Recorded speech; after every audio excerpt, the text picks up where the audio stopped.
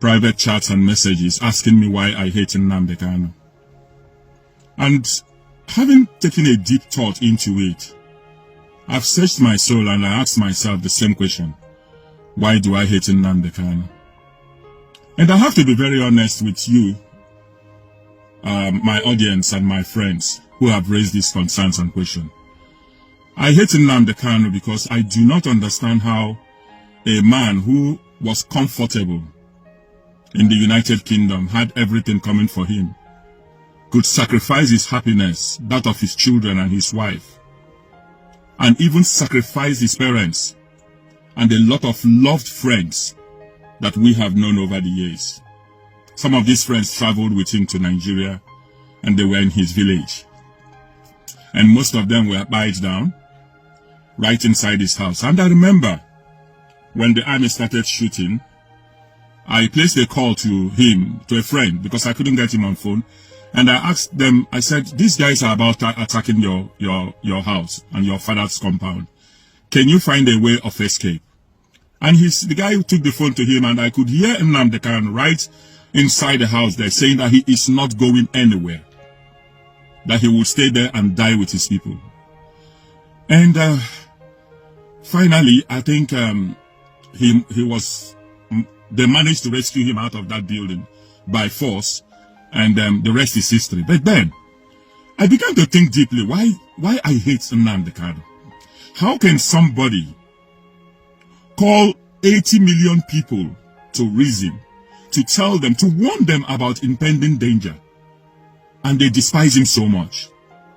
How can somebody educate the Hausa people who joined the Fulanis in 1967 to kill 3 million of our people?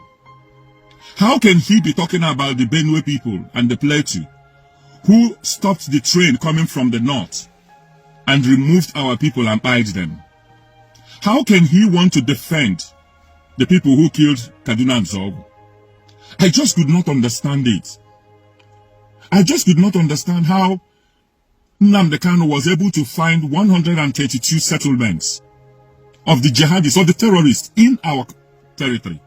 And he was calling everybody that had ears to hear that these people have started taking, positions around our riverbirds and that an attack was imminent. The governors heard him say it. The elders of Igbo land heard him say it.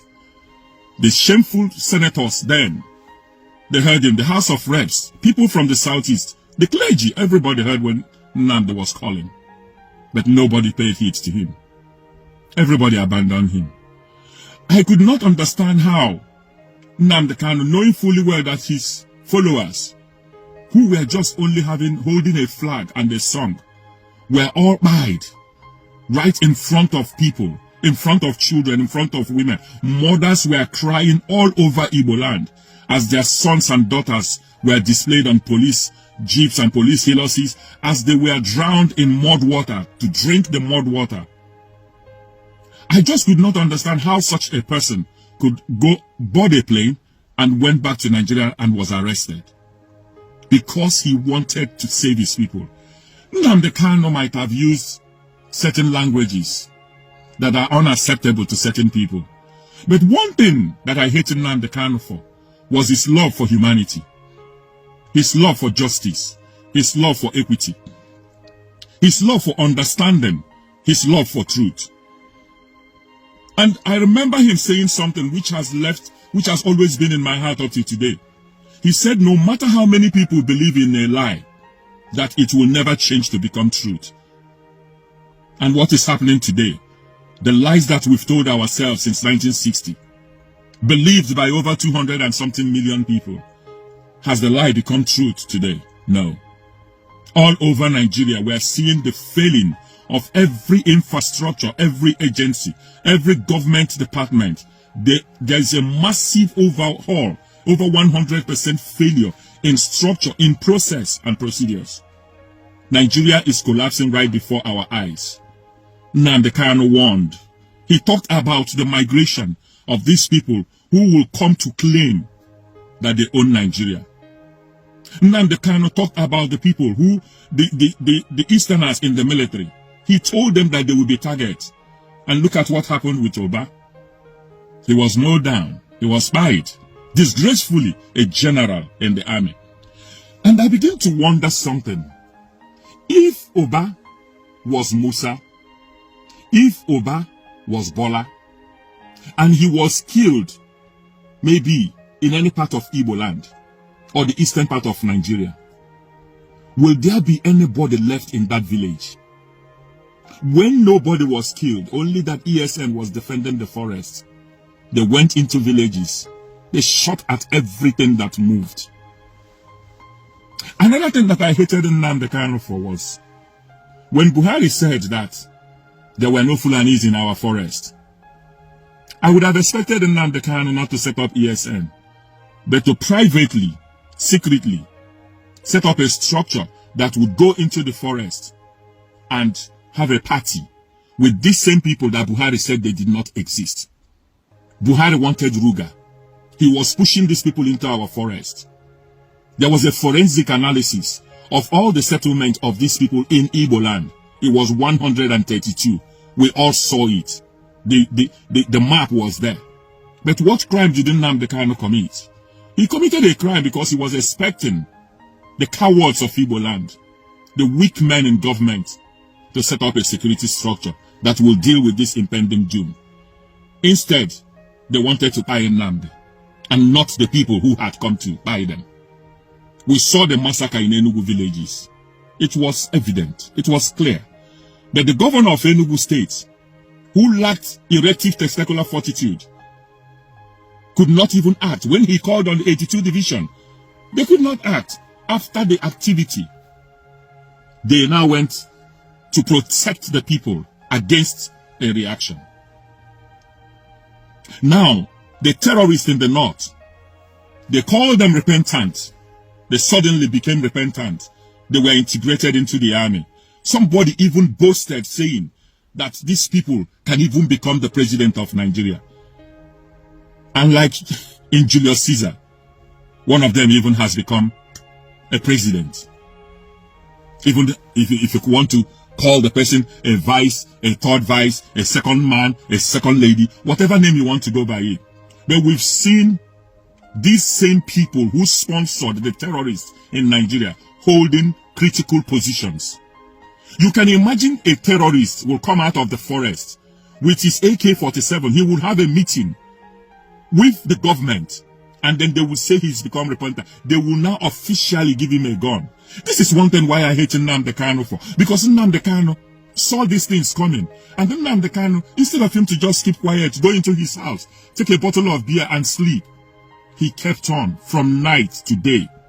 He was in Radio Biafra, speaking, calling, shouting, crying. He had no hate for anybody, any tribe. He only had hate for injustice. He only had hate for lack of equity. He only had hate for those who hated his people. He only had hate for those who did not want to have a seaport, allow a seaport in the southeast. He only had hate for those who did not want to have an airport, functioning international airport in the east. He only had hate for those who did not want to grant the permission for the reconstruction of Imo Airport to an international cargo airport. What Nnamdi Kanu wanted was peace for every nationality. He spoke for the Hausas. He spoke for even the Fulanis that are buying his people. He spoke for the Yorubas. He spoke out for their, even when they had their own agitation, he welcomed them. He spoke to Gani Fayemi. He spoke to, FKK. He was his friend. But alas, et tu brute Brutus. Everybody, they stabbed him at the back. And that's why I hate Nnamdi Kanu. Because he could have just gone in and enjoyed the comfort of his British nationality with his children. Very brilliant son that is doing well.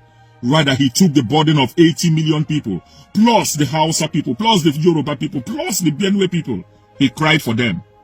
He wanted justice for all nationality. He wanted Nigeria to function. At the time, he demonstrated for good governance in Nigeria. But what is happening today? The politicians, the same people that he wanted to save, now hate him. They allowed him to be condemned based on non-existent law, but based on hate, based on dislike. And then Nnamdi Kanu is suffering for 80 million people and above. And you want me to like him. I do not like Nnamdi Kanu. I hate him for the sacrifice that he has made, which I don't think I have the courage and the tenacity to do. But let Chukwu Okike Abiyama, the supreme God of Ndi, will be the judge. And let him decide the fate of men. But will all of us that adore him, will we ever forget him? No. Will we ever say in our hearts that there was no man called Nnamdi Kanu? There was a brave man, a hero of his people, a speaker of his people, a man like no other man, a man who told us never to be afraid in the presence of our enemies, that we must be brave. And that braveness is what the Igbo people need. That braveness is what the Yorubas, the Hausas need to confront our common enemy. We are not our common enemies. The common enemies are there. They are the ones who fly around with siren. But because they have used tribalism to hold us, to hold you people to ransom, you cannot think beyond your immediate environment. And you think the Igbo man is your enemy. And that is why I hate Nnamdi Kanu. Because he tried to call your conscience to reality. Let us keep killing our heroes, and we expect freedom, we expect justice, equity. Under which law was Nnamdi Kanu found guilty? Under the law of tribalism, under the law of xenophobics, under the law of hatred for a people that have done nothing to anybody, a people who have always been the victim since 1967.